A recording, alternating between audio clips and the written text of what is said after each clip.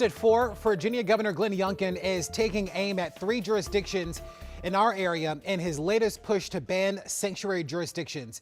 The governor announced yesterday that he is proposing a policy that would cut funding to local law enforcement agencies and jails that do not cooperate with ICE detainers. He specifically called out Arlington and Fairfax counties in addition to the city of Alexandria in particular.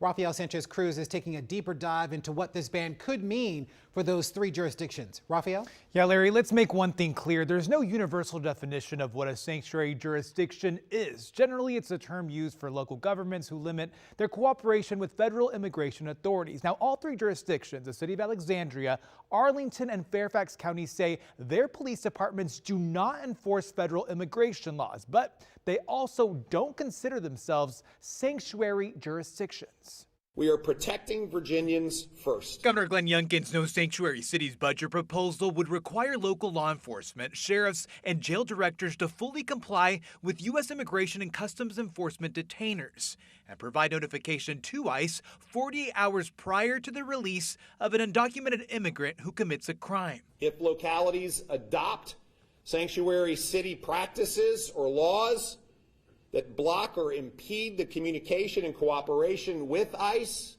they will lose funding from the state. The Department of Homeland Security says an ICE detainer is a request to a jail or a prison to notify them as early as possible before they release a removable non-citizen and request to hold them for an additional 48 hours. An ICE detainer is not a legal order. We have not used the term sanctuary or sanctuary city to define Arlington County.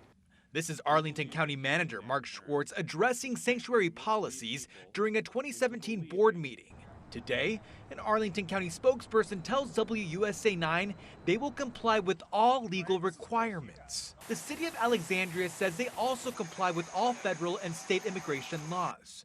When it comes to the Alexandria jail, ran by the sheriff's office, the city website says, quote, if ICE wants an inmate held past their local release date, it must submit a formal arrest warrant to serve as a detainer. It's a similar policy that's explained in this letter issued in July of this year by Fairfax County Sheriff Stacey Kincaid. Kincaid says her office will detain any individual who has a judicial warrant authorizing their arrest, including a judicial immigration warrant. The Fairfax County Sheriff's Office will not detain an individual based on an informal request or detainer.